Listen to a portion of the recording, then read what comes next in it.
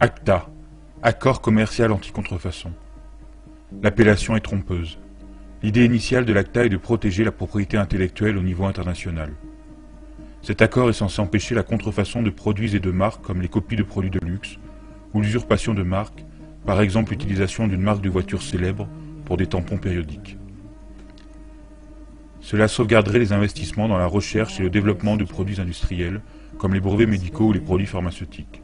Cet accord est aussi supposé apporter une aide qualitative aux artistes et aux journalistes, et harmoniser à l'échelle internationale les législations relatives aux droits d'auteur. Ça a l'air bien, n'est-ce pas? Mais il y a un hic. Le dictionnaire anglais-Oxford définit la contrefaçon comme une imitation frauduleuse de quelque chose d'autre. Quand un fichier est copié sur Internet, il est rigoureusement identique à l'original, aucunement une imitation. Ce n'est pas un vol non plus car l'original n'est pas substitué. L'information est simplement partagée gracieusement.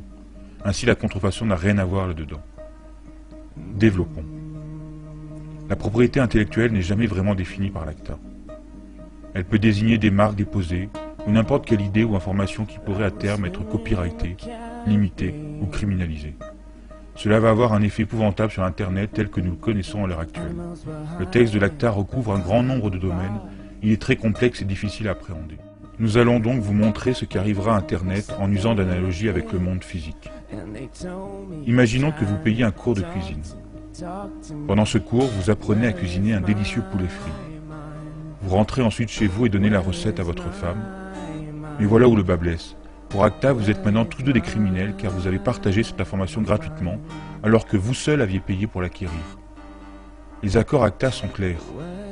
Si vous êtes soupçonné de partager des informations relevant du droit d'auteur selon le pays dans lequel vous vivez, vous ne pourrez plus accéder à ce genre de cours, vous écoperez d'une amende ou vous irez directement en prison. Vous vous dites que probablement personne ne découvrira que vous avez partagé le secret du poulet frit dans la sphère privée.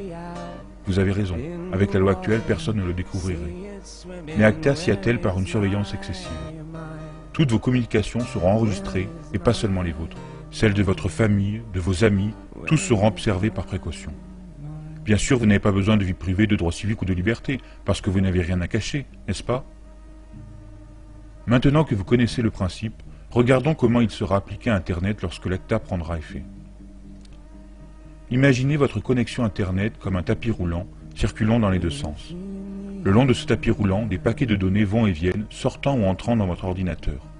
Avec l'ACTA, les FAI, les fournisseurs à qui vous payez un accès à Internet, seront forcés d'ouvrir et d'inspecter chaque paquet que vous recevez ou envoyez pour y chercher d'éventuelles données copyrightées. Envoyez ou recevez des informations copyrightées plusieurs fois et vous serez coupé d'Internet ou ferez face à des poursuites judiciaires. Cela signifie que si vous envoyez un fichier MP3 à un ami avec un logiciel de messagerie instantanée, uploadez une vidéo d'une soirée où l'on entend de la musique copyrightée, ou citez un article de presse copyrighté dans un email, votre compte est bon. C'est comme ça. Comme si cela ne suffisait pas, l'information concernant l'article de journal que vous avez envoyé par email sera transmise aux éditeurs et à leur demande, vous pourrez écoper d'une amende ou d'une peine de prison.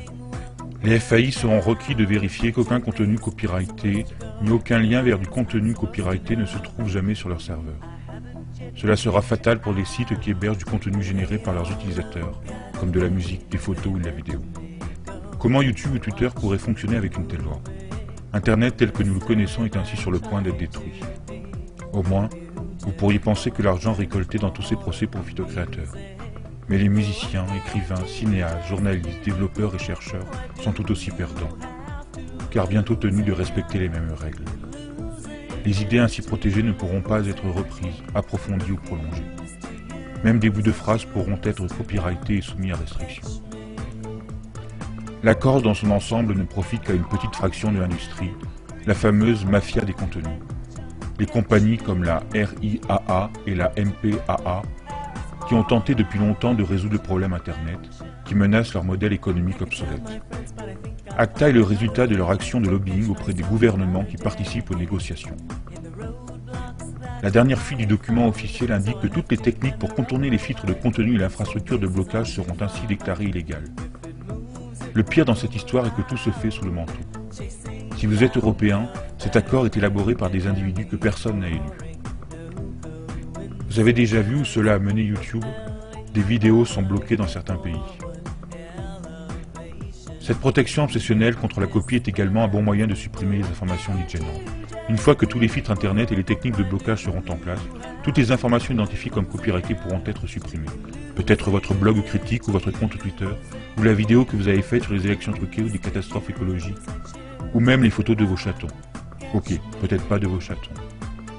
À moins que vous ne dessiniez le logo de Coca-Cola sur leur fourrure.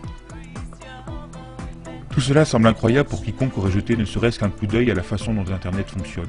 Mais souvenez-vous, ceux qui travaillent sur cet accord n'ont peut-être aucune idée de ce qu'est Internet. Dès que le traité sera signé, leurs règles devront être appliquées. Les conséquences que nous aurons affrontées sont les suivantes. La censure d'Internet, des restrictions à la liberté d'expression, la perte de la neutralité du net due à la restriction d'usage de certains protocoles, une totale surveillance de toutes vos activités en ligne, la perte des libertés et la restriction des droits civiques. Des sanctions comme la coupure de votre accès Internet. Et nous n'obtiendrons rien. Le temps est venu d'agir pour Internet. Googleisez Acta. Chargez vos tweets et Photoshop.